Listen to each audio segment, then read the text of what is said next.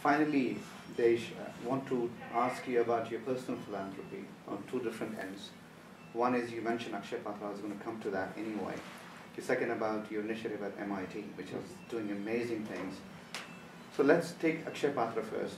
You and the people with you realize that the poor people in India, rural India rather, didn't want to go to school or couldn't go to school because they have to go and work and eke out a living.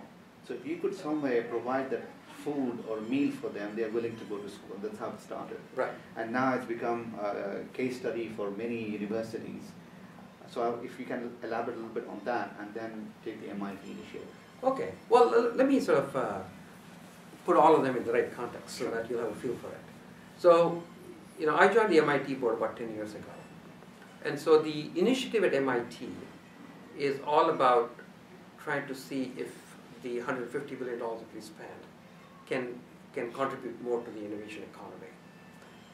And the way it's done is the faculty and the students at MIT get connected to innovation.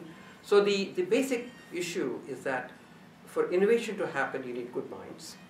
And you tend to put all the good minds together. So when you put them together, they come up with great ideas.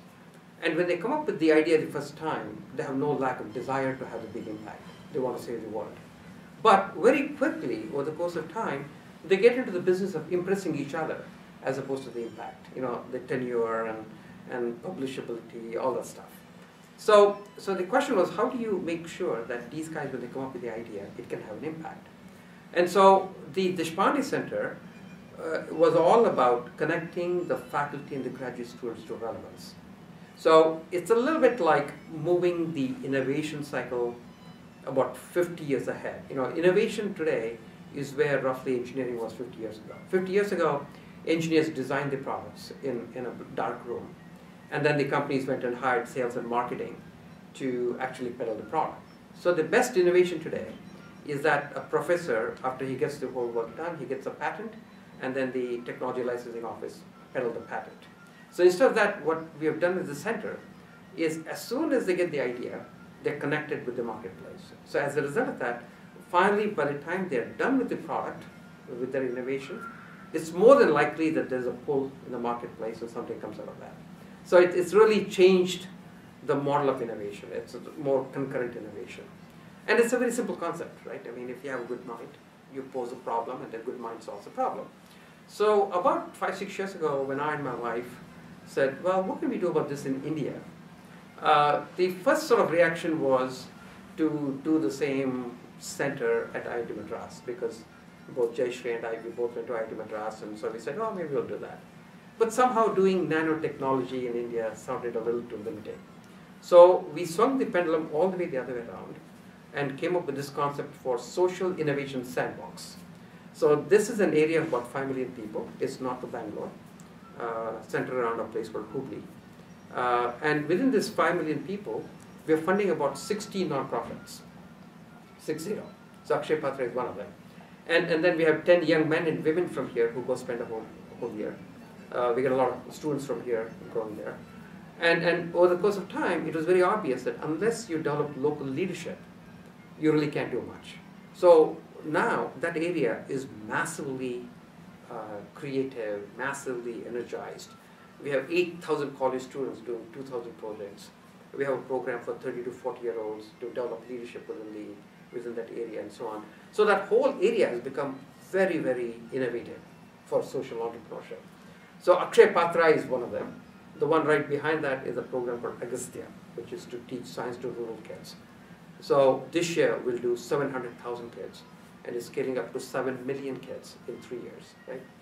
The one right behind that is a program to teach farmers how to farm paddy and so on. So there's 60 of them. So the idea here, again, is not, if you just have innovation, it doesn't do much. You need receptacles. You need people who can actually absorb that innovation.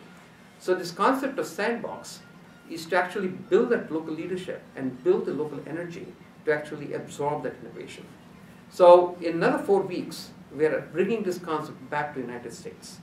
So we're starting a social entrepreneurship sandbox in Lowell Lawrence in Massachusetts. Boston is probably the world's intellectual capital for nonprofits. You can think of any idea. There's somebody who's doing it there in Boston because they're just very creative. But then, Lawrence, which is a city right in the town, Lawrence is the 43rd poorest town in the United States. So you say, okay, you have all these ideas, just like a university, and then you say, who needs it the most? It's Lawrence, right? But there isn't a way to get in there. And the reason why you can't get it in there is because you don't have the local receptacles. So we're just teamed up with University of Massachusetts in Lowell and 3 community colleges. So there's 30,000 students. We got Teach for America. We got a whole bunch of very good organizations coming there. And so I'm pretty excited about this. I think this concept of social innovation sandbox, so that you build local leadership to solve problems. And then, of course, you use all the other MITs and the Harvards and all these places to go and help out. I think is an idea that's going to work. In fact, Afghanistan, we spent a lot of money there. And one of the foundations is trying to get the same sandbox going in Afghanistan. So we have a team from Afghanistan coming to India to look at it when we do our conference in January. So I'm pretty excited about this new way of not, it's got a little bit of similarity to MIT. That is, when people get together and think about these great ideas, for them to have an impact, you have to have a way to connect those ideas back to where they're needed. It's either a technological innovation back to the marketplace or a social innovation that needs to get out to the region. So if the sandbox concept works, then I think we can have 1,000 sandboxes in the US, and I think we have a way to beat the problem.